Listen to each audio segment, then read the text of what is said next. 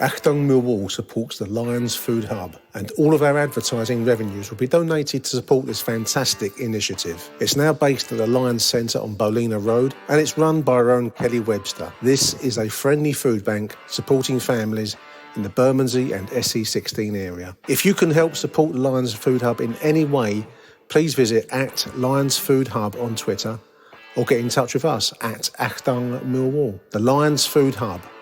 Come on, you Lions.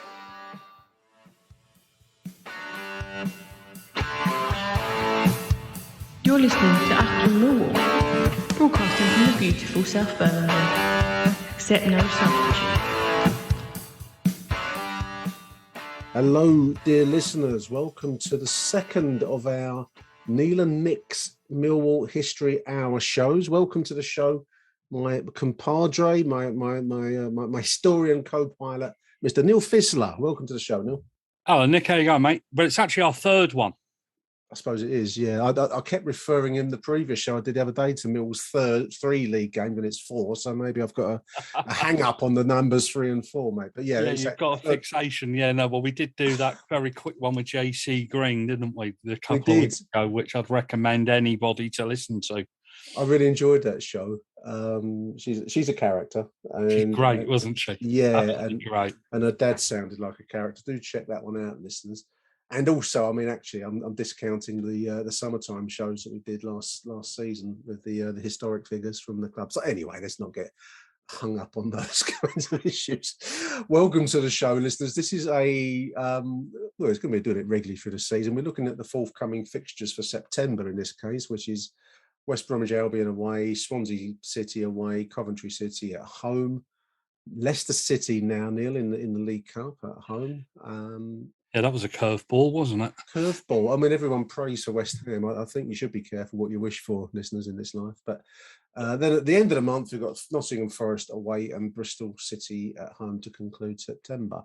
So I'm not following any strict pattern on this one, Neil, are we? You've picked out some fixtures. I've picked a couple out, and I've tried to dig out 1 or 2 newspaper articles to go with some of the fixtures that you've chosen too. So hopefully we'll bob along, as they say at Charlton. Yeah, and I've also picked out some clippings as well, so we'll see where we go with it. Well, it may be a long one. That's good. Listeners, I mean, do tell us if you like this. I've had some quite nice messages, Neil, from listeners about our previous shows. I believe that, these are popular, and I hope they are. So anyway, let's get into the first of September's fixtures, which will be West Bromwich Albion away, which I think is on September the 11th. But you've gone for one from Christmas Day, Neil. Christmas Day fixture, 1929. Yeah, and I'm also actually going to talk about the Boxing Day game, which was actually the return game, because actually in those days you played on Christmas Day and Boxing Day, but you played the same opposition. So invariably you would travel back with the team that you just played against and that you were going to play the following day. That's quite incredible. I mean, I know there's this modern thing that the football authorities don't care about the fans, but I'm not sure they cared an awful lot about them in the past. Christmas Day was not an unusual day to have fixtures, was it? Traditionally, it was a big holiday fixture day. Even though it was, and Christmas wasn't. There wasn't the entertainment that we've got now with television and Sky, streaming, and internet, and streaming and things like that. So I don't think Christmas was. It was a religious time, but it wasn't the religious time, because the religious time was Easter, wasn't it? Easter Sunday. Yeah. I think it was just seen as a holiday day. It was. Yeah, and they needed something to do, and the trains ran. Well, it was only when the trains stopped running in the 1960s that they actually stopped playing games on Christmas Day. I wrote a story when I was on the Sunday Express a couple of years ago with a guy who played on the last ever Christmas Day game, and that was in about 1962, 1963. So they were very popular fixtures. I mean, just as a total aside, I do believe, and correct me, listeners, if I'm wrong, that in America, the NFL plays on Christmas Day. So it's an interesting take on what Christmas Day is. And we could go off a million tangents on this, Neil, so probably best to move along. But it was a win on Christmas Day for Millwall. Millwall 2, West Brom won, and then the return fixture the next day at the Hawthorns, where we got a thumping, 6-1 to West Brom. Yeah, that's right. Funnily enough, I was just doing a little bit of research, and the match report says West Bromwich Albion, beaten 2-1 at Millwall on Christmas Day, won the return match by 6-1 at the Hawthorns yesterday. And it goes on about the weather. West Brom had Corbett Evans, W.G. Richardson in for Finch, Darnell and Cookson, injured the previous day. Millwall had one change, and that was actually Pipe, the left back. Jimmy Pipe came out. Man who was later to build his own house, interestingly, as a hobby. As you do. Yeah, but just as you do. And Jackie Moran came in, so that was our only change. Jackie John Moran. This is my hobby, listeners. I've never. You wouldn't want me building your house, Neil. Let me put it. I'll be realistic, listeners. Don't hire me for building construction work. Well done for finding a match report. I couldn't find. I hadn't done a huge amount of research. I couldn't find a match report, but I did find some detail from the Portsmouth Evening News. This is dated the 27th of December, Neil, 1929. And it has a column, The World of Sport, and the headline is several holiday football mishaps, which is one way to put it, because it refers to Darnell, the West Bromwich Albion halfback, who was carried off the field unconscious late in the game at Millwall, and it was taken to the Miller Hospital at Greenwich, and is making good progress. The extent of his injury will not be known until an X-ray has been made today. This will be the 27th. I did read he had his jaw fractured. What the circumstances were, I don't know, but he took a knock. Yeah, no, well, in that game, I think Len Graham and George Chant scored for us. Joe Carter for West Bromwich Albion. And then in true Millwall fashion, and I know we say not the Millwall I know, but the following day, Albion opened strongly. That could be said. Carter scored after 5 minutes. Yeah. Millwall were overplayed, and after 24 minutes, Gilden scored again. And Richardson added a third a minute later. So it was already going tits up by midway through the first half. They would have been knackered. I mean, they've had Christmas in there as well. I mean, I don't know what kind of Christmas the team would have had after the Funnily enough, as you say that, Bryant, that's Bill Bryant, who was an England amateur international. We've spoken about him, yeah. Yep. Who went off in the first half, who was injured in the first half, went off at the interval. But then amazingly, we pulled a goal back through Forsyth. But then Carter and Wood scored again, and Gilden added a sixth near the end. It was a thumping. It was a shellacking. My latest phrase that I've picked up. I'm fascinated by this column, and as you're describing the game, my eyes wandering over other games. I mean, Charlton Athletic played with a man short for 40 minutes in their game this day at Wolverhampton, so they're away at Wolves. They won by 4 clear goals, despite being down to 10 men. 5 minutes after the interval, so about the 50th minute, Pritchard, the Charlton captain and a former Wolverhampton Wanderers player, broke his leg, and then they go on to refer to Darnell, who was carried from the field unconscious at Millwall. I mean, it was a man's game back then, Neil, wasn't it? You know, physical injury was just part and parcel of what you had to put up with. Yeah, and funnily enough, Pritchard, he played for Thames Athletic. Okay. And later became a teammate of one of the Millwall players from the West Brom game, Will Phillips. Pee-wee Phillips. And this is a total aside. I'm going off at tangents here. I don't think Neil minds getting dragged off into tangents, but there's a report underneath this Millwall West Brom paragraph.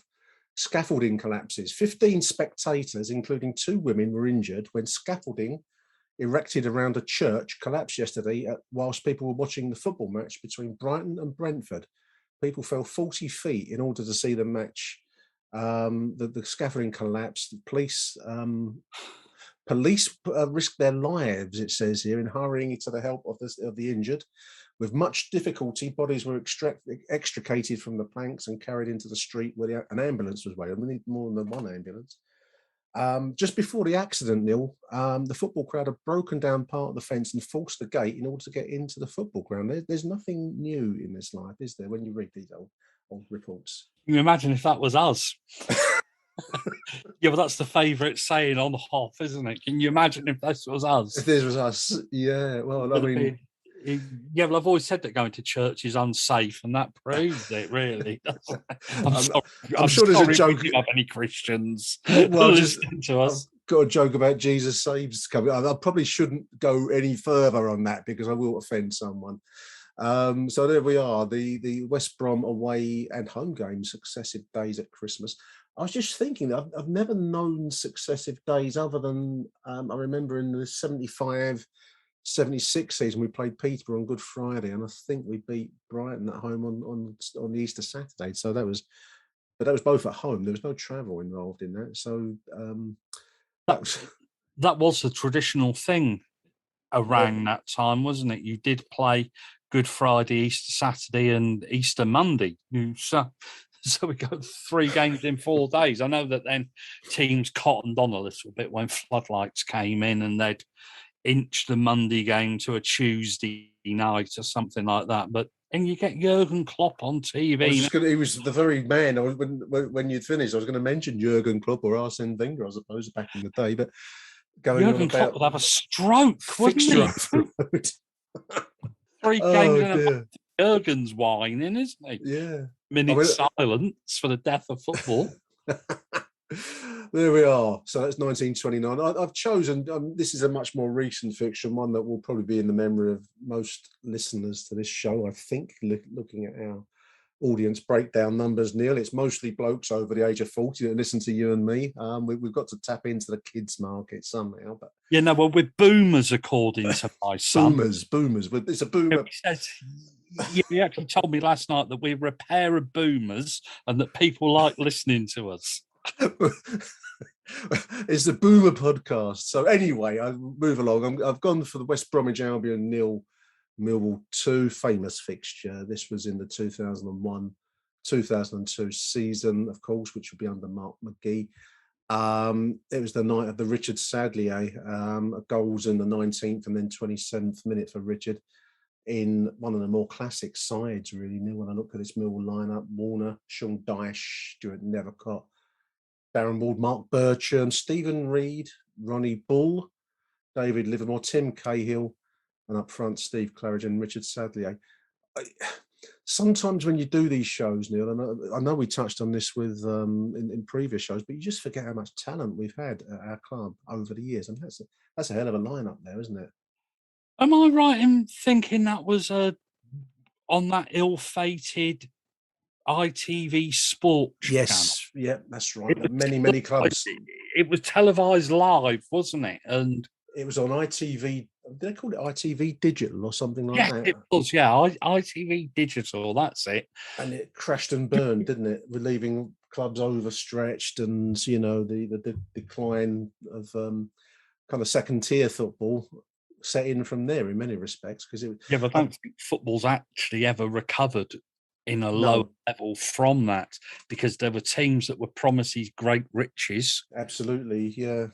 Thankfully, we had Theo in charge at the time. not many will thank you for saying it, but I do agree. I think he was a good gem when you think where we were when Theo came to us, Neil, and then the fact that we survived this financial storm in the sea. Many were many clubs were put into very deep difficulties as a consequence. And he didn't get carried away at this time. No, he didn't. No, he didn't. No. If you're 100% right, this team for me that era is right up there with some of the best players this club's had.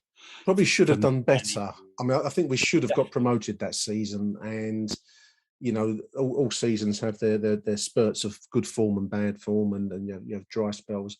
We probably had a bit of a late season flop, but we recovered to get into the playoff. And then there was obviously the famous or infamous night against Birmingham that didn't work out for us. But that was a team and a half. When you think of those names there, Dyche, Nethercott, Reed, Cahill, Sadlier in his pomp. Great side. My eye fell upon, as listeners know, Neil, and you do too. I always like to go for the quirk and I always see, if we can find an angle, we will do. But my eye fell upon Scott Dobie playing as a forward, as a sole forward for West Bromwich Albion on this win for the Lions. Scott Dobie playing for West Brom would become one of our higher ever signings. The fee apparently was up to £750,000 when he signed for the Lions, and we never had a glittering record in the transfer market at this level, did we? No, he was a Scottish international. I think we paid an initial £500,000 for him from West Brom. It was a huge profit for them because they'd signed him from Carlisle or somewhere for about £120. Quite a well-travelled player as well. Yeah, Carlisle, Clydebank, West Brom. And he'd actually won promotion twice to the Premier League, I think, with West Brom. And he was one of those players. He frustrated me. I mean, he never quite took off, and you never really knew why, because he had the pedigree, didn't he? He did. He was capable of scoring goals. Like 3 in 16 wasn't a great return. Scottish international. Was born in Workington, which is in Cumbria. Used to be a football league club there. 6'1" striker. He had a good track record at many clubs, including obviously West Brom, where we signed him. 110 appearances, 22 goals from 110, which is not brilliant, but not bad. But he did score goals wherever he went. Finished his career at York City via various St Johnstone, Bradford, and Carlisle again late in his career. Scottish international, played 6 times for his country, scoring 1 goal. It's just one of the lesser-known names. I mean, if you said like big Millwall signings over time, you probably wouldn't think of Scott Dobie, would you? No, and you wouldn't actually believe what he does for a living now. Well, you're going to have to tell me now. I didn't get that bit. What was that? He's a firearms police officer. Is he? Yeah. Is he really? Armed police? Yeah. Wow, I didn't know that. In the West Midlands. So if you're listening, Mr. Dobie, you were one of our greatest ever players. We loved you. Yeah, we absolutely adore you. I think footballers must be realists, Neil, when it comes to knowing whether you're loved and adored at a club or it never worked out. You must know quite quickly whether it's happening for you. So I'm sure we're not saying anything that Scott wouldn't be aware of, but please don't arrest us in that case. You're even worse, shoot us with a bloody taser or Yeah, could do without that. So there we are. That's the West Brom fixture. Now we're going to jog along, Neil, and next up is Swansea City. Achtung, Millwall. And you've gone for same game as you, I believe. Well, I went for the same game as you because I thought this actually is an interesting fixture and some interesting names in the manager of this 1-0 win for the Lions. Listeners, this was dated April 30th, 1966, just prior to the great win in the World Cup. But this is a 1-0 win for the Lions. A goal that would actually secure promotion to Division 2 from Division 3 for us now. And then Billy Gray, our manager, resigned upon winning promotion, which it fascinated me. That's the bit that I wanted to look at. Yeah, he actually resigned immediately after the game. He did. But I know there's quite a lot to this story. So there is. I mean, I'm looking. This is a Sunday People report dated May the 1st, 66. They're up is the headline. Then Gray goes. This is by a journal called Pat Collins. Billy Gray became Millwall's ex-manager just after 4:30 p.m. yesterday when Ken Jones hit the goal that, bar the decimal points, puts Millwall in the 2nd division. He received a gift from the players with a gold table lighter. And then he says to the journalist, "I hope to be starting a new job next week," which is odds on. It speculates it will be at Brentford. This is a very Millwall story, isn't it? In the moment of triumph, you resign, and move to Brentford. Yeah, it's quite an unusual thing. I spoke to George Jacks, right, like this last year when I was elsewhere doing former player interviews. Yeah. Link is not in the description. But I think everybody knows where it is. If you want to listen to this interview. They're good interviews. Do listen to them. I recommend them. They're well done interviews. They are still up on that Millwall podcast, as I actually listened last night to refresh myself. Okay. But according to George, Billy Gray was quite a private man, and the players didn't really know him that well. Right. And there was no interaction. But he said that they were told at the start of April that he'd be leaving at the end of the season. And he sensed there was something had happened between him and Mickey Purser. Yes, indeed. And I found another Sunday People report. This is dated April the 3rd, so that would tie in with what George has said to you there, Neil. This is a piece by Sam Bartram, once upon a time a great goalkeeper for Charlton, but and also quite a well-respected journalist. Actually played for Millwall in the war, didn't he? Yeah, War Cup final. That's right. So anyway, the headline of this column by Sam Bartram: Billy Gray will quit Millwall. I'll read it verbatim. Billy Gray, the manager, has driven Millwall from the 4th division to the top of the 3rd, will quit next month. He will break the news of his intended walkout to a board meeting this week. I remind you, this is dated the April the 3rd, listeners. Millwall's directors can hardly be surprised, says Sam Bartram. I know that some of them are aware that 38-year-old Gray, manager for 2.5 years, is not happy about his relationship with the board. There was board criticism about Billy Gray's loudspeaker appeal at QPR a week ago when Millwall fans invaded the pitch in an attempt to get the match abandoned because their side was losing. There was more criticism of Gray's public assessment of Hull City as the likelier champions than Millwall. The result is that Gray has not on a contract, listeners, felt he could no longer continue in the present atmosphere of the Den. And it goes on, it just refers to, he must have been a fairly, what's the right word, sensitive character, Neil, because it speaks on previous splits and arguments. They were talking about him going to Tommy Docherty at Chelsea at that point, talk of resignation. And then the kiss of death is when Purser puts in the Mill programme that Mr. Gray and I are in complete harmony. This is always the kiss of death when the chairman gives you a vote of confidence, as then as now. Was anybody ever in harmony with Mickey Purser? Maybe his bank manager might have been. And I've also found a paragraph in Lions of the South. I mean, it just reinforces that newspaper report there of trouble at QPR. This will be during March, I guess, 66. And as James Murray's written here, it had a totally unexpected effect. It led to the resignation of Billy Gray. Also, Gray wanted to sign players, including Rodney Marsh at this point, which Purser apparently wouldn't release the funds, which wouldn't come as any surprise.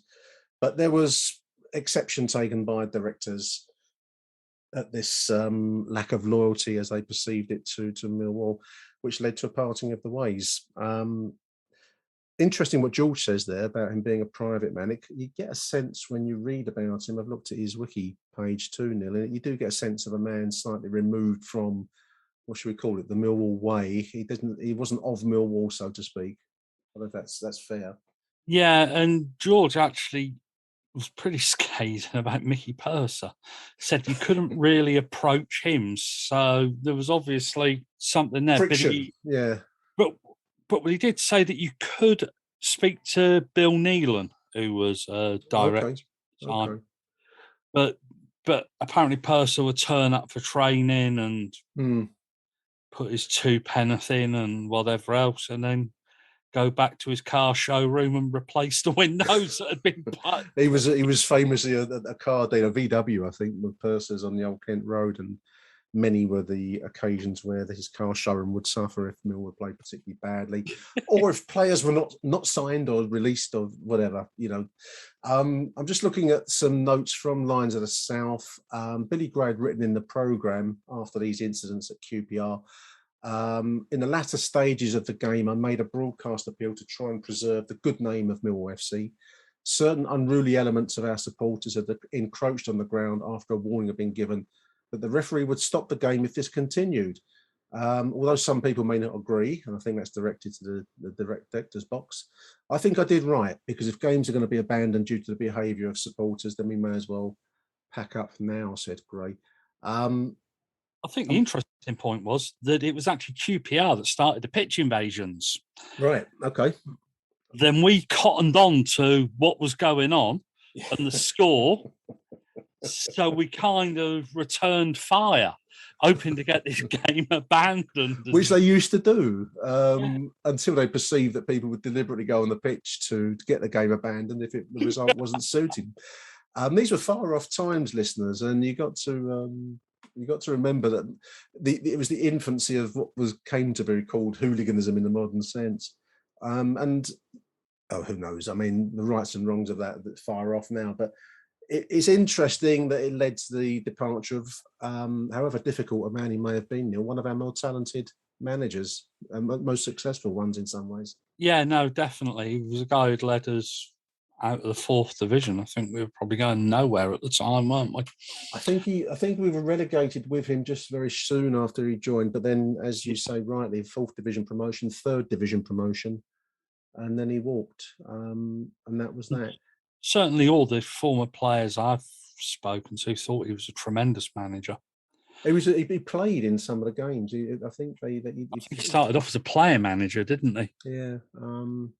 There we are. But every cloud has its silver lining, listeners, and it led to the arrival of Benny Fenton, who would build one of the great Millwall sides, probably only eclipsed in some ways by 1988 in the early 1970s. So as Billy Gray left, Benny Fenton would arrive, and the rest would go on to be Millwall history anyway. But there we are. That's Swansea, Millwall 1, Swansea 0 from 1966. Achtung, Millwall. So we move along, Neil. We don't stop on this show, mate, and we're going to move along now to. We're actually going to rewind the clock still further back to 1948, post-war, austerity Britain, 24th of April, and we have a thumping of Coventry City, 6-6, Coventry City 2, played on the 24th of April at Coldblow Lane. Yeah, interesting game, because we'd actually been relegated. So we were gone. We were out of the... And we were bottom of the table. We're going nowhere, apart from to the 3rd Division South. Yeah. And all of a sudden, we pull out this spectacular performance. Partly helped, I read in the Coventry Evening Telegraph. This would be a Saturday night paper, which is another thing lost to the game now. Younger listeners won't realise that Saturday night papers were often the only way you'd find out your football results for the day. But anyway, the Coventry Evening Telegraph describe a mauling at the Den. Apparently they were tinkering with their sides now. The team experiment against lowly Millwall, relegated Millwall, as we've just heard, proved disastrous, and so it did. 6-2 thumping. Yeah, funnily enough, I took a cutting from the same paper on the Monday. Did you? Okay. Millwall took advantage of poor defence. Millwall's farewell to the second division football for their supporters on Saturday was a 6-2 victory over Coventry. Belated, if merry jest, at the expense of a side that has been one of the most difficult to beat this season. Yeah. But there was nothing freakish about it otherwise. And it goes on to explain the goals and the game.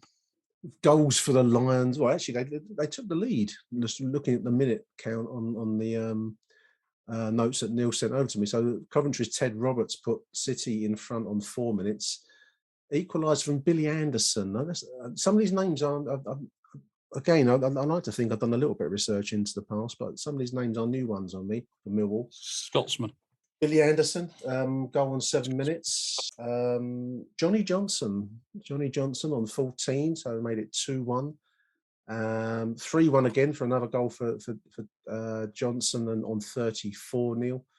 Then second half goals, France Reeves. Is that Francis Reeves? Sorry, Frank Reed. That was actually a typo by me. Frank Reeves on 50. Taffy Evans, that's a great name.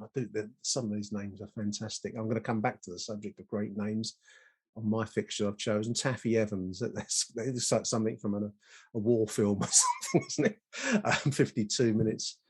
and then a consolation one for Norman Lockhart for City, and then a final one for Billy Anderson on 86. I finished 6-2 for Millwall. Funnily enough, Taffy Evans, called Taffy Evans because he was Welsh, believe it or not, but he actually died not long after this game. He died in 1956 when he was at Leyton Orient, or just after he'd left Leyton Orient. He retired through illness, right, and passed away. And unfortunately, it was actually throat cancer. Right. And he died aged just 33. Tragic. The sturdy John, as I've called him in a book that I've written. Taffy Evans. I didn't know that story. There we are. Tough times. One of the reasons I'm fascinated by old newspapers. Listen, I'm just looking at my Saturday evening copy of the Coventry Evening Telegraph, and there's other reports on. There's a fight for the Ashes, the Anglo-Australian Test Match Tour of 1948. But underneath that, there's a sport I've never really picked up on. Pony racing is booming in the country, and good money is changing hands, Neil, for ponies in order to engage in this boom sport, which it couldn't have boomed for long. So, I mean, it's not really something I'm aware of, but pony racing was booming in 1948. Yeah, we're judging by that season. We had 1 or 2 ponies playing for us. I think in the post-war era, I mean, I think the crowds boomed after obviously the finish of hostilities. So any sport, I think that, this was the era that my old dad used to tell me about, kids riding cycle speedway and people watching it. I think people would turn out for anything, pretty much. Yeah, that's right. And this was actually quite a good Millwall team. We had Malcolm Finlayson in goal. Yeah, his name. Yeah. Taffy Evans, George Fisher. Another name from the past there. Yeah. Bob Kelly. He was who died in Bedford or somewhere like that. Walter Macmillan, Tommy Brown, another famous name from that era. Johnny Johnson, Frank Reeves, Bill Anderson, Chris Simmons, who was a guy from down this way. Big attendances at the Den, big attendances across football and sports events generally in those harsh post-war times. I've picked out a fixture, Neil, from 1909. So we're going to go back to the Isle of Dogs now, listeners. Blimey. You have been productive for this one. I try and be productive. There's a website called 11v11, which is invaluable when you're trying to do these little pieces, because you don't. They're generally done, fairly not short notice, but I always find I'm doing it on the rush anyway. 11v11 is a good website, but it's produced a fixture from 1909, 23rd of January 1909. This will be played at the North Greenwich ground, which is on the other side of the Isle of Dogs, Island Gardens around there, in Millwall Park. So it's 4-2 to Coventry City.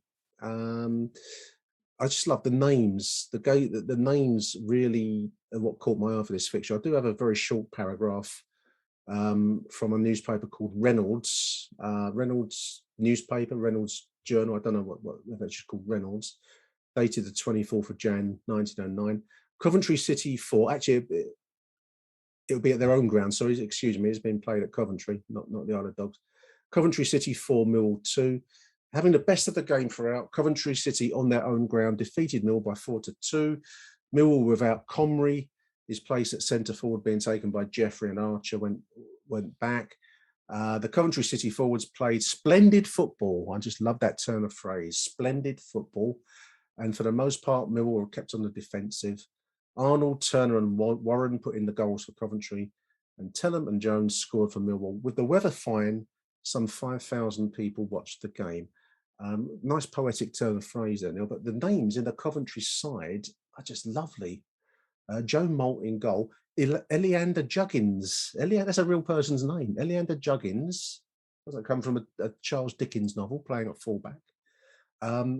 Harold Redmond Buckle was the outside left. Charles Tickle, outside right. The famous Charlie Tickle. Samuel Isaiah Ike Turner. Now, I've heard of Ike Turner with Tina Turner, but I didn't know that he played for Coventry as well. Samuel Isaiah Ike Turner. And then finally, Thomas Arnold, who I think was in Flashman's School Days, Tom Brown's School Days as the head of rugby school, Thomas Arnold, not the same bloke, listeners, I do know. Just some wonderful names. I thought it was just worth repeating to get some of these names out there. Eliander Juggins is my favourite of that bunch. Yeah, just wonderful names, aren't they? And resonant of different times, mate. Yeah. Yeah, 1909. Christ, you have been working hard on that one. I've dug it out of the archives. But we're going to move forwards, Neil. We're going to move forwards to 1994, much more recent, another classic. We're talking about Nottingham Forest away now. League Cup 4th round. It was still known as the League Cup in these times. 30th of November.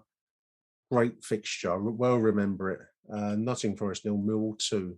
Night of Greg Berry. Yeah, funnily enough, I was looking, when I was doing my research, and Premier League Nottingham Forest humbled by Division 1 underdogs Millwall, I think it was. Yeah, absolutely. Yeah. And we're just an aside because you go off on enough tangents, so I think I should. You're entitled to a tangent. I once had to cover a game at Leyton Orient. Right. Greg Berry scored a hat-trick against Bury. Did he? And the headline in the Mirror the next day, who I was reporting for, was Berry buries Berry. Oh, great. That's a dream headline. That's a dream headline. I could just imagine somebody getting the copy in and just Berry buries Berry. There's too good a chance to miss. How could you not? Very rated player, I thought. Do you know what? There's very little detail. I thought his name stuck out. I mean, obviously, he scored 2 goals in this fixture, listeners. Goals in the 18th and 41st minute. I think the second one was a kind of a flick header from a free kick, if memory serves. But I looked on Wiki now. There's really not an awful lot about Greg or the bare bones of his career, but not much detail. Other than the fact he's now coaching in Canada, British Columbia, a place called Peace Arch Soccer Club and Coastal WFC in British Columbia. That one of us has found a match report for this game, isn't it? Well, this is why I turn to the pros when it comes to this kind of thing. Forest fell behind in the 18th minute when Berry met Dave Savage's well-taken free kick with a glancing header. That's the one I'm thinking of, yeah. Yep, that flew into the far corner. Yeah. Millwall stretched their lead 4 minutes before the break when Berry took advantage of a ricochet off defender Steve Chettle and continued on to drive a shot past Mark Crossley. Mark Crossley, in fact, had a loan spell with Millwall, of course. He did. Obviously, later on in the 90s, I think when we were in the 3rd tier, Mark Crossley came in, and told me a very good story about when he signed, and I'm going to try and get him onto a podcast. He doesn't do podcasts now because he does after dinner speaking, but he's promised he'll give me half an hour. Well, that will be entertainment. I'm looking forward to that already. And the story is that he was warned not to take his car to the game when he made his debut, because the club at the time said we've had 1 or 2 bad results recently, and they're targeting players' cars. Catch a cab or get the bus. Small Millwall. There's a bus pass. But interestingly, in this game, Colin Cooper went off, who obviously Millwall. Yeah, of course he moved on. He was a very good player. We've mentioned him in previous shows, Colin Cooper.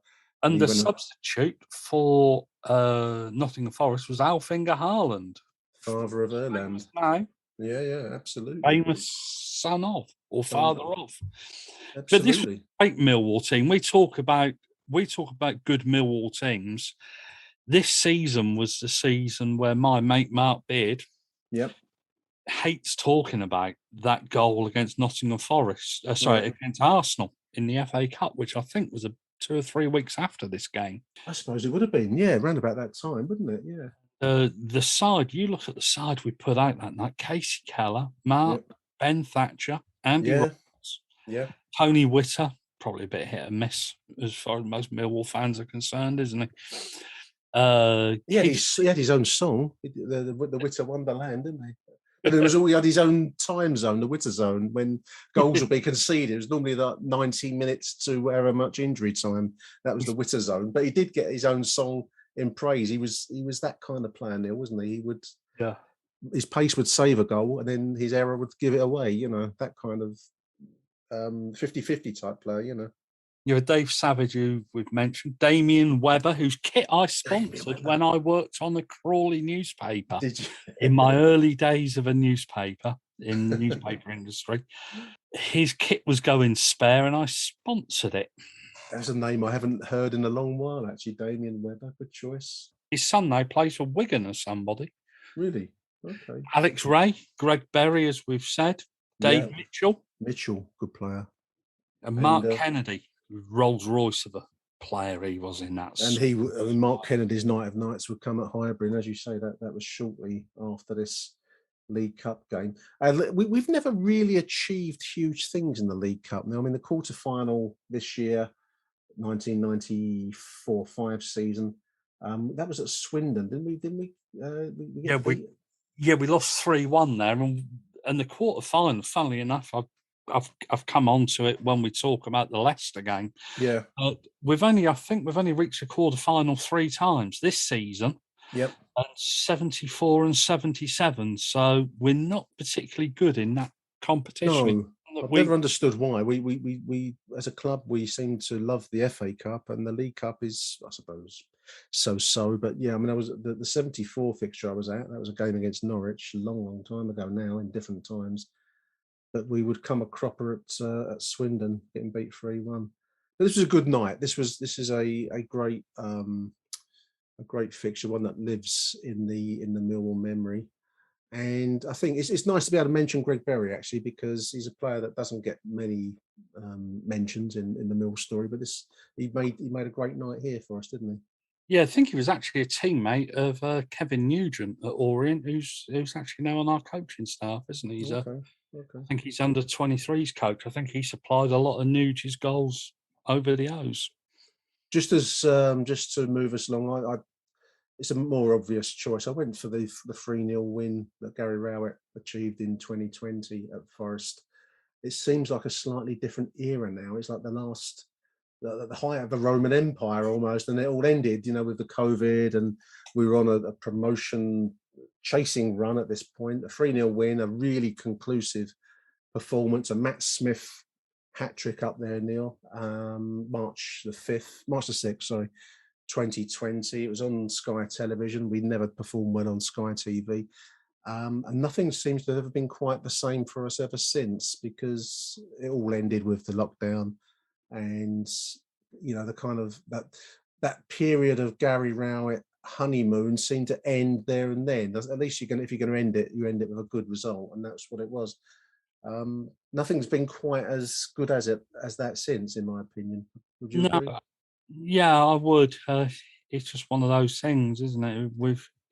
He seems to, when he first came in, it seemed that we were playing attacking football and things like that, and we went up there and we gave them a right shellacking, didn't we? That's a good word and a good way to put it. And actually, Forest is actually one of my favourite away games. It's quite easy to get to. Yep, it's a nice place. You've got Trent Bridge next door, haven't you? Yeah. Yep, and it just seemed, and you always seem to see a decent game up there. I've seen us lose up there a couple of times, but I've actually seen us win up there quite a few times.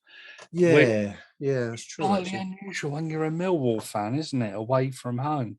It's an enjoyable visit. Nottingham is a nice place. The area that the City Ground sits in, right next door to the cricket ground. I've been to the cricket there. It's just an enjoyable trip, and you've got the River Trent running past it.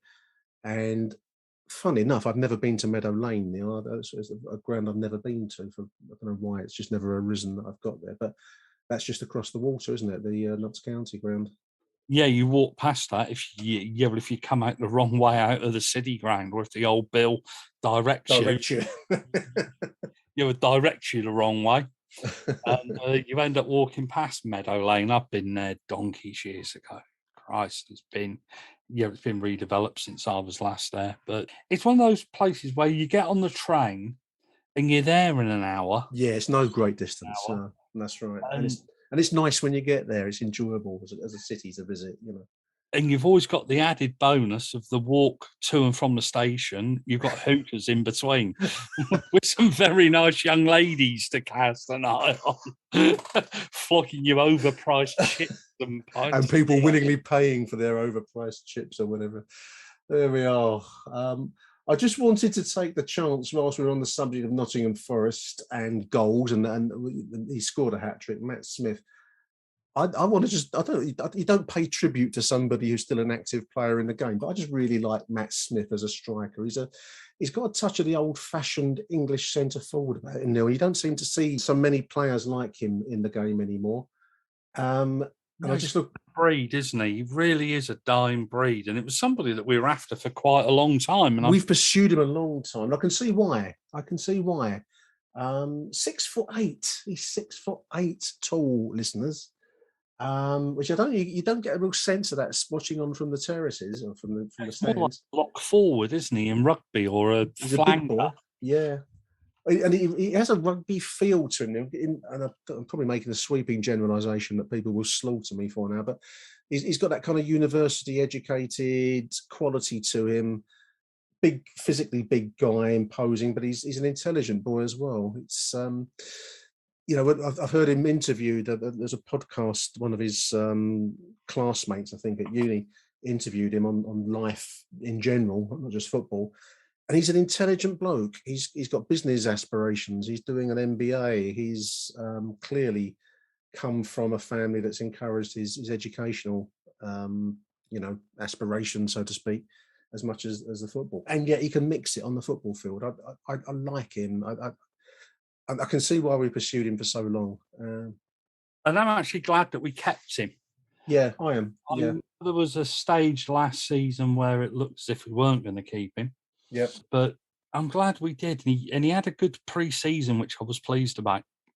I don't know. I suppose it will be Benica Fobe, who's currently our top scorer. But, Matt always gets goals. And, you might only see him for 20 minutes, 15 minutes. Normally when a manager with arty aspirations to be playing some kind of higher form of the game decides that actually the most effective route is to get a cross in and hit Matt Smith on the head, and then it goes in the net a lot of the time. So I think I quite like him for that, really. The fact he's a debunker. He creates absolute havoc, doesn't he? He does. So Matt Smith, well done, mate. I like you and will continue to like you wherever you go. Your real wall. Real wall. Move along, Neil. We've got Bristol City to cover, and you've chosen a 2-0 win for the Lions in February, 3rd of Feb, 1968. Goals for Keith Weller and Derek Posse. This was our second ever win at Ashton Gate. So we don't win many at Ashton Gate, do we? No, we don't. And funnily enough, my ex-wife was born the day after this. Yeah, but I've just seen. Listen, you come to this show, listeners, for tangents. So you got a good tangent there. Come on. Yeah, well, I've just seen the date, and Christ Almighty, now I've completely lost my faith. Yes, we actually. Ashton Gate isn't a happy hunting ground for us. I know we won there. Did we win there last season? And I've seen. We had a result. That famous David James game. You let your country down or something. Yeah, when it was greeted by 4,000 or 5,000 Millwall fans, all singing "You Let Your Country Down." Always a good one. It's always a good one. If you can't get Jimmy Savile into a song, get the fact you've let the country just by being beaten on international level. There'll be a lot of people that could put themselves in that. Yeah, but that was the game where I think Darren Carter Darren Carter came on and got sent off?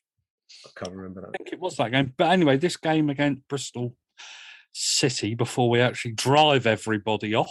With tangents. One of the match reports said, "So sneaky Millwall." So sneaky. I like that. Quick thinking by Millwall's slick forwards. Yep. Bought the 2 goals, which handed out Bristol's first home defeat in 2 months. Although outplayed for much of the game, Bruce Perry wrote this. He was obviously a Bristolian, yes. Yeah, giving absolute Millwall no credit whatsoever in this game. Well, apparently, we caught them out twice on the wrong foot, and that was enough. Well, once is bad enough, twice is bloody sheer reckless, isn't it? Brian Conlon, there's a name. If Look him up, yeah. Who I think was a loan player that we had on loan from Oxford or somewhere like that. Was the architect of their first win away from home for 13 games. He said we were shit away from home in 1968 as well.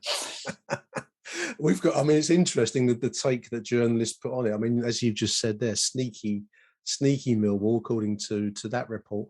I've got here, Millwall cruelly exposed. We were cruel. I mean, I don't know what the point of a game of football is, if not to win it. But anyway, we cruelly exposed Bristol's lack of originality and showed why they have gained just 2 home wins in 5 months. This is according to the Daily Mirror. I think it's the Daily Mirror. The People, sorry, Sunday People. And it mentions Barry Kitchener, Millwall's promising young centre half. This is how old it is. He was young and promising. 5 long periods of Bristol pressure. And I think the kids call this throwing shade, listeners, throwing shade, referring to our 6-man defence. Who held fast to keep out the Bristolians. I tell you what. Yeah, but I know what you're going to say next. What's that? Only Gary Rowett that fucking bored us to death. Benny could do it as well. Benny goes he's down the Rowett Road, the Rowett Highway. This is another report by Steve Stammers, and I think that is the Daily Mirror. But he says defence is right, says Benny Fenton. You don't come, well, he didn't say this bit, but you don't come to the football for entertainment, you come for results. He defended the defensive setup that earned his struggling side 2 welcome points at Bristol. We played with a 5 men back, 3 in midfield and just 2 strikers. Benny said we must play to our strength, and I thought we played well apart from the handball incident. I mean, this is it occurs to me this is a football man's attitude, Neil, and you hear this a lot about, you know, you're playing to your strength and the result is all that counts and all this kind of thing. And there's sometimes in the game there's a lack of acknowledgement that there's an entertainment quality to football. It should be. You're actually paying to be entertained and something uplifting. Yeah, and with these days you're paying an awful lot of bloody money to be more than then. Yeah. Yeah, you're 100% right that it is an entertainment industry. Meant to be. Yeah. It's all results driven. Yeah. Because obviously if the results aren't there, he gets called in for a meeting with Mr. Purser. They drag up some comment you made from a while ago, and then you're being, if you'll resign, that's wonderful. But if not, they'll sack you and have to pay the comp. It mentions this is the bit that I had struck me, listeners, and I'm going to throw this out there. And we do have a voicemail, or we have email. You can contact us. Whatever happened to the slow hand clap in football? The reason I mention it is that the smallest crowd of Bristol's season watched the Lions beat them 2-0 there. And the team's negative outlook drew a long burst, Neil, of slow hand clapping. You don't hear in the game a good old-fashioned slow hand clap. Whatever happened to it? I think down at Millwall it was replaced by shit. It was. That's right. But I am old enough to remember there being a slow hand clap. But I think the more vehement shit took over. Mate, you've got. Yeah, well, now can we show our displeasure instead of booing? Can we? On Saturday, can we introduce a slow hand clap? It would take some organisation. I think it was that stupid Icelandic thing that they did in the Euros. The Viking or whatever it's called. Anyway, the slow hand clap was quite literally a rhythmic slow hand clap. It would probably take too much organisation now, and people wouldn't go for it. But anyway, that paragraph caught my eye, Neil. Definitely something that needs to return. And actually, the goal scorers in this game were very interesting. Posse and Weller. 2 great players, 2 immense players, actually. Weller was hugely talented. 2 of the finest. 2 players that you have to be of our generation or even older to appreciate. I know there's a lot of people on Hoff and Mm. Twitter who think that Derek Possey is probably one of our best ever players and the finest player they've ever seen. And that, and He was, I was too young to see Weller. I started going. I think he'd left. He was playing for Leicester. Or was it Chelsea? It might have been. I think he was at Leicester by the time I started going in '72. So I only it kind of dawned on me that he had been a Millwall player as I got older. So I missed him, but certainly I was there at the very end of Derek Possey's career. So I do have good memories of seeing him at the age of 13, 14 as I was. And he was a ruthless finisher. He reminded me of Gerd Muller in some ways. He had a similar kind of slightly squat quality, Neil, didn't he? Possey, and so did Muller. Yeah, fantastic player. Absolutely great signing for this club. Absolutely. Maybe we'll look at him another day on another show. I think you're right. He is certainly one of the great Mill goal scorers. Kind of broke my heart when he went to Crystal Palace. They signed him, but never seemed to quite work out for him at Palace. And I think he finished at Orient. We'll move along. Last night's League Cup draw, Carabao Cup, excuse me, too old-fashioned in referring it to the League Cup, drew us against home against Leicester City, which obviously brings back very recent great memories, Neil, of the FA Cup victory in 2017.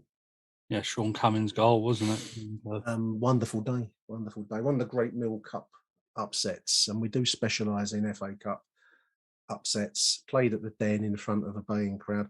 A friend of mine who lives near Surrey Quays, is not Millwall fan listeners, but he said that the sound of the Den almost exploding when that Cummings goal went in late was almost like an earthquake. It was you could feel it, you know.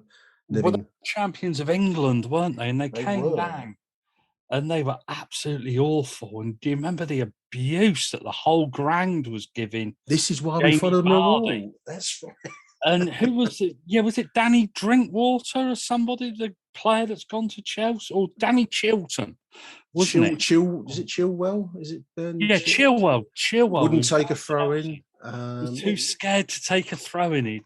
I must admit, I wouldn't fancy taking a throw in with the West Lower having on my case. You know, I wouldn't be too keen myself. So a great day, relatively recent, and there's been quite a bit of. I mean, the club have put out video clips of that day, and it's just wonderful to see it. But I've chosen, Neil, a fixture from the 1985 season. And FA so Cup. have I. So have I. Then we great minds think alike, because this was a wonderful night as well, wasn't it? Millwall 2, Leicester 0 in the FA Cup fourth round, I think. Fifth round. Sorry. Yeah, it was a fifth round. It was played on a Tuesday night, wasn't it? I guess the game had been postponed. Yeah, and it was a decent Millwall team. It was very difficult to find a decent game against Leicester because we don't play them very often. No. And when we do, they normally bloody tankers. Yeah, but this was a great night. It was. The Leicester side had the young Gary Lineker and Alan Smith up front. And Smith, who would go on to great things at Arsenal.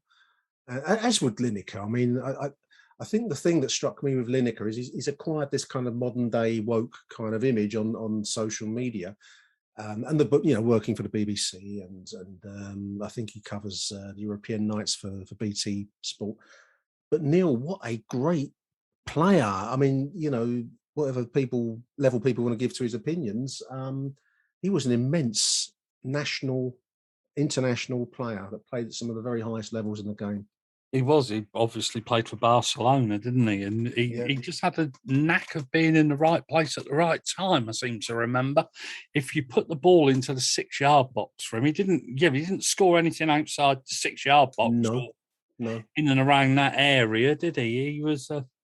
He wasn't physically imposing either. He wasn't. We've mentioned Matt Smith and 6'8" and built like an outhouse. Gary Lineker was the opposite. Live, kind of slim, quick thinking. I think probably that was his secret weapon. The fact he thought quicker than other players in the box, in the business end of the penalty area. I'll always remember that you're talking about him working in the media. He was covering a game. It was when we played Tranmere Rovers in the FA Cup, the cup final year. Hmm. And I'm with some mates in the old family stand. And Gary Lineker walks through. So I've gone, "Oi, Lineker." So he's actually turned around. I've said, "Talk us up or I'm going to fucking come and look for you." And yeah, well, we're all on the old bloody I was going to say, you're getting too lagers. old for this kind of carry on now. Yeah, well, we're all on the lagers, aren't we? And at the end of the broadcast, he said, and to the guy who downstairs on the concourse said, "Talk me up," or talk us up. I'm talking you up. Fair play. I've always thought he's had something about him. I know he's not everyone's cup of tea, but you have to put that to one side. He's also a consummate media professional. I mean, anyone that can do live television, Neil, I take my hat off to them, because if you think it's easy, it's not. To keep talking sound coherent on live television with an unforgiving on audience. the podcast that we can edit, really. I edit this. I make myself sound really, really good, but he doesn't have that luxury. So Lineker was playing for Leicester. It finishes a 2-0 win, and quite a decisive win, actually. I mean, I was there, and I can't really remember Leicester having too much of the game. We just took it to them, didn't we? Yeah, I think that George had got us fired up, hadn't he? George Graham, absolutely. I'm looking at the back page of the Mirror. Oh, you probably got Funny enough, I pulled out that one as well. It's a famous image, Neil, isn't it? Knees up at the Den. And there's George Graham, centre, with Alan McCleary and John Fashanu. What a player! The lazy journalism in it that was going on about. Pie and mash. Brought joy to the depressed Docklands. They did a Cockney knees up. Come on, Harry Miller. You're a top man. You can bloody think of better than that. The pie and mash men. Well, yeah, I don't know. It's cliche upon cliche, isn't it? But I think that was the first time that we looked like we were going to go on a cup run that year, and we did go on a cup run, didn't we? Because we saw off Weymouth and Enfield. We'd beaten Chelsea, hadn't we, earlier on? And I think this was the fifth round. I think the fourth round was Chelsea away at Stamford Bridge. Yeah, and we'd done the Nigels in the third game, in the third round, I think. So I think it was the first time, actually, it says here, that back in 1937, they became the first team ever to reach the FA Cup semi-finals and got to the finals as recently as 6 years ago. So we've actually got a bit of a tradition in here. Yeah, the FA Cup is actually one of those competitions where you can be fairly confident that we're going to go 2 or 3 rounds in. I don't know what it is. It's just one of those things that we get some decent draws, don't we? I know we always moan about draws, and probably Leicester wasn't one of my favourites, especially as I got excited that Manchester City haven't come out of the hat. The dream is always a rematch with West Ham, but I think you should be careful what you dream for, listeners. I've been thinking about. I mean, the FA Cup does excite the juices in the way the League Cup never really has. And we're an adrenaline club, Neil. I think that's that. For better or for worse, we are a Millwall v Leicester game club. We will always struggle in the more mundane fixtures, I think, and somehow when we get to these big match moments, things happen. And this is a typical example. Millwall 2, Leicester 0, 1985. 16,000 in there. Gary Lineker being watched by Howard Kendall. Yes, that's right. Goals for John Fash. I was just going to mention what a player Fash was. The fierce shots. It's a shame it wasn't a fierce elbow. He was a physically hard player. Those are the kinds of nights, Neil. If you could recreate one night for me, I'd probably choose somewhere like freezing cold night at Coldblow Lane in front of a big crowd, a big night. There's something about big night games, aren't there, down at Millwall? It's just one of those things that we all love. The floodlights and I'd include our Zampa Road ground now, because I think it is as a theatre of football. And we're in the modern era now, so you don't get grounds like Coldblow Lane anymore. But I think we've done very well to preserve a sense of Coldblow Lane at Zampa Road. I won't hear of anyone that says, "Oh, the old ground was better." It was of its time, but I still think that our club, our ground on the day, as we saw in the 2017 fixture, can frighten the life out of the aristocrats of the game still, and that's quite something worth preserving, in my opinion. That's why I was half hoping that we got Manchester City at home, just so we could all be hanging off the side singing Pep Guardiola, we're coming for you. Things like that would have been.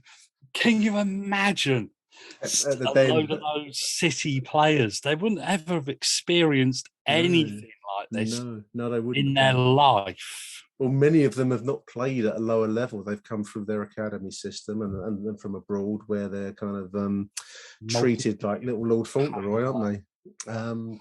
Absolutely. Jack Grealish probably has played. Anyway, well, before we get slow hand clapped, I think we've reached the end of the fixtures, I believe, Neil. So, but actually, there was one thing I did want to point out. Yeah, I think that Luton Town were probably upset that we won this game, because yes, they would have been, because that was the quarter-final game, wasn't it? Yeah.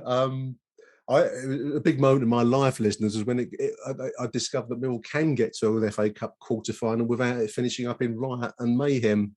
But yeah, the next game after this win would be Luton 1, Millwall 0 at Kenilworth Road. And what should we say to conclude the show? I think maybe the rest is history, Neil, on that front. Absolutely. Yeah, but we'll give it a slow hand clap. There we are, dear listeners. That's Nick and Neil's Millwall History Hour. I think it probably will be about an hour or so. I really enjoyed that one, Neil.